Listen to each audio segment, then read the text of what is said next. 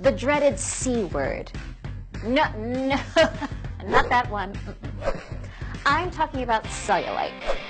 Whether we'd like to admit it or not, estimates put the number of women that have it somewhere between 80% and 98%. But what exactly is it, and why do we feel so ashamed of it? And why does it only seem to affect women?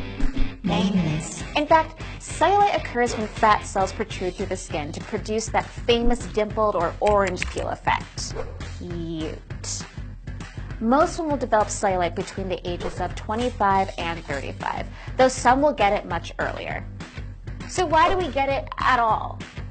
Well, first we have to understand the anatomy of our skin.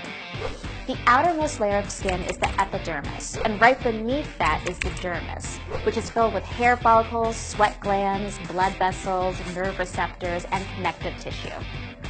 Below that are the first two layers of subcutaneous fat, also known as the hypodermis, which house fat cell chambers.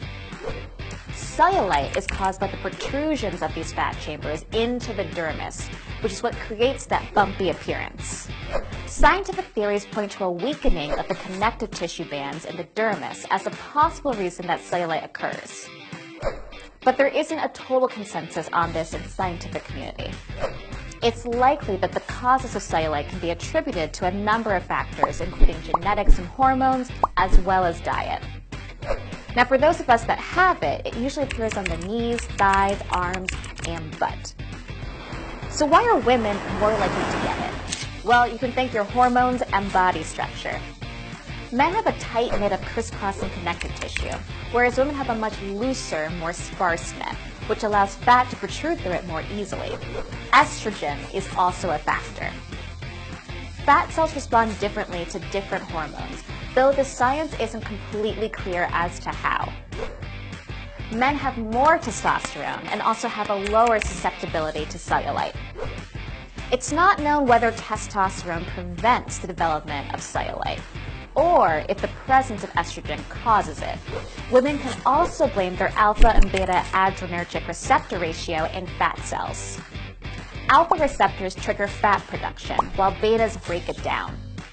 For reference, men have a 1-to-1 alpha to beta receptor ratio. In women, in the hip and thigh area specifically, for every beta receptor breaking fat down, there are 9 alphas ready to make more fat. The good news is cellulite can improve with diet and exercise, since being active reduces fat and improves circulation. But while a healthy lifestyle might improve the appearance of cellulite, it won't make it disappear completely. And don't go trying any shortcuts with cellulite reducing creams and lotions, since none have been scientifically proven to treat it. Surgical treatments aren't a great option either. While some machines claim to break down fat with heat and vacuums, none have been proven clinically effective. And operations like liposuction may worsen the appearance of cellulite. However, instead of intrusive surgeries and gimmicky products we know won't work, maybe what we really need is a shift in perception of something that's completely cosmetic. What about just living with it and not giving in to the cultural anxiety that fuels the sales of these creams and lotions?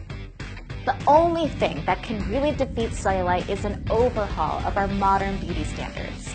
After all, if 90% of us have it, what's there to be ashamed of? I mean, soon you're going to see it coming down the runways, and then designers will be upcharging you for something you already have.